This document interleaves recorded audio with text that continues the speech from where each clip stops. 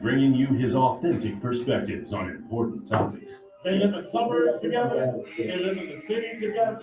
They hang out together, all in the same family. We're the only idiots that fight because we want our voice to only be on one side. Like, does that even make any sense? And when the side loses, you lose everything. They, on the other hand, have a voice now. Plus, somebody that looks like them is always in. Frank, and straight to the point. Well, it's just a skewed system. Of course it is. It's a lot of adjustment. But answer my question though.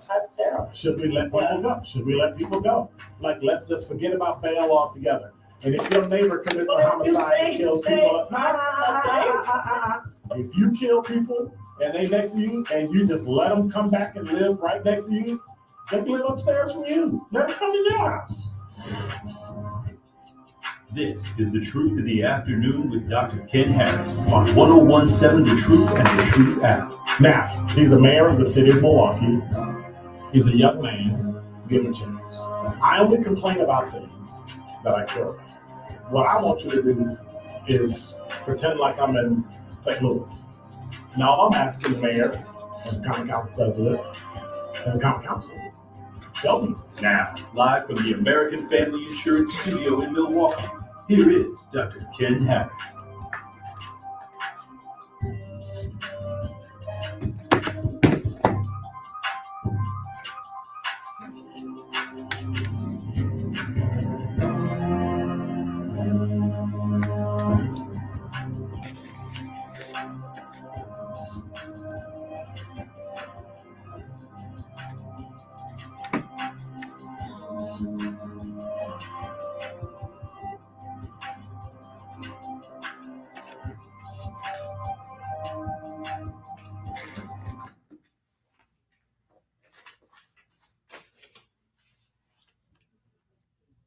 You're listening to Truth in the Afternoon. I'm your host, Dr. Ken Harris, 833-212-1017 is the number.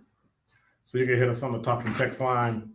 So much stuff is going on. Listening to the news, and that's like the, third or fourth pedestrian that's been struck, and like the second or third that's been killed here in Milwaukee. We got to be careful.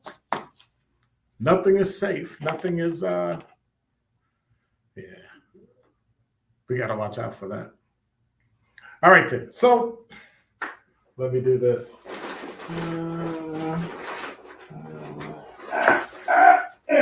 Okay.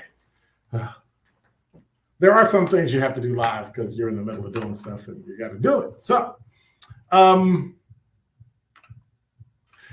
been doing a lot of thinking lately. And I believe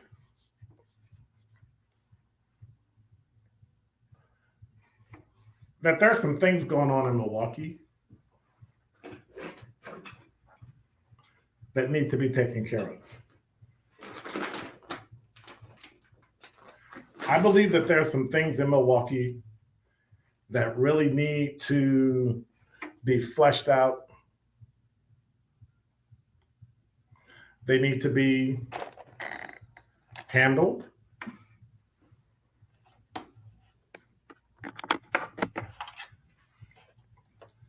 And they need to be looked at in a way that we haven't looked at them before.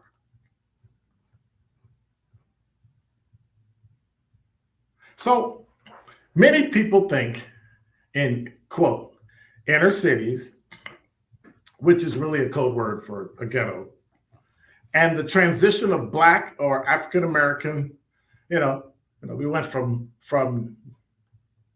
Negro to, well, technically, I guess we were darkies. Anyway, Negro to Black to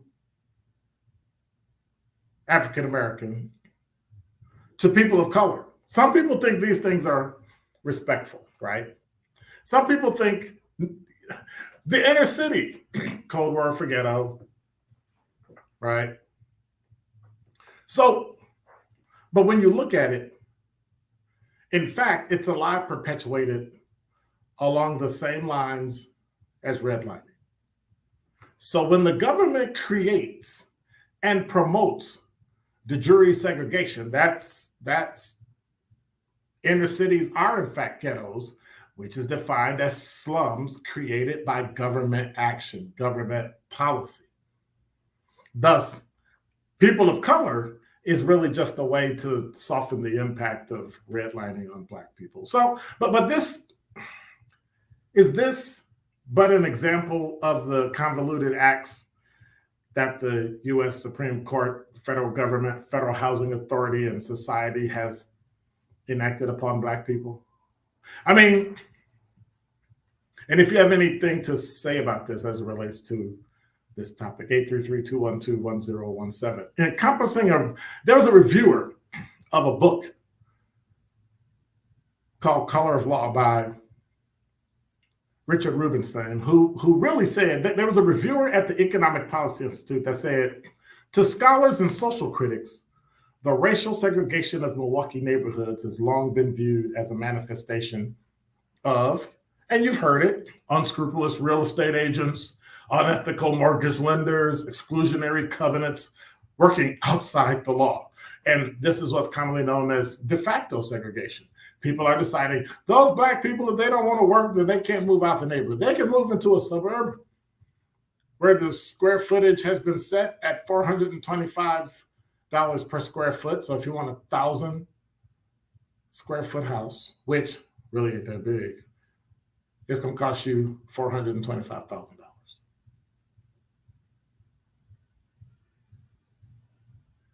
De facto segregation is when people decide not to live somewhere. And so those practices were the outcome of private activity, not law or explicit public policy. Well, let me give you a personal example. I think I might have used it in the last couple of years. My personal example is when my realtor told me and my wife that we would be more comfortable when we moved to Milwaukee. This is 1994. We'd be more comfortable in a house on the north side of Milwaukee. My realtor actually told me that. As soon as she said it, I knew it was illegal. Subsequently, I had to threaten to sue her, sue the bank,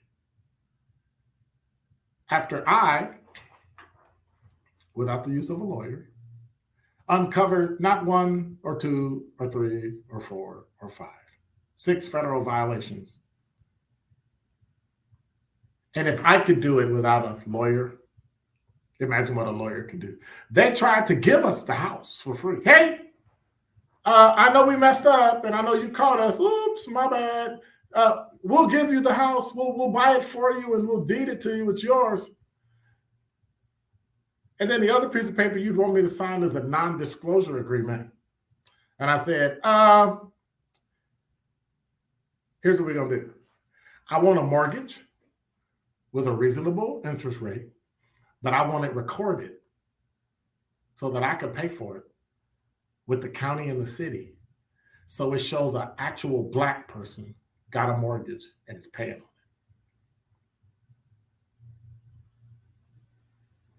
Unfortunately, I've been fighting that same fight pretty much every day of my life ever since. Private activity could not have imposed segregation we see today without explicit government policies, de jure segregation, designed to ensure the separation of Black people from white people. And so Milwaukee today is hyper-segregated based on a combination of things. De jure segregation, which subsequently caused segregated schools. Now, sure, laws have changed over time, yet because the physical remnants of housing projects, highways through Black communities that were thriving, and of lack of jobs is ever present in Milwaukee. We can remedy unconstitutional violations. It's easy. That's why we have a Supreme Court. How do you remedy the outcomes of the violations we see and we really feel every day? Well, guess what? You can do what your mom and your grandmama told you to do. You've heard it. You got to work twice as hard in order to be considered equal. How many times have you heard that? You also hear, get an education, and the world will open up to you. All I got to say, been there, done that, still waiting. And that is Dr. Ken's Truth on the new 1017 The Truth.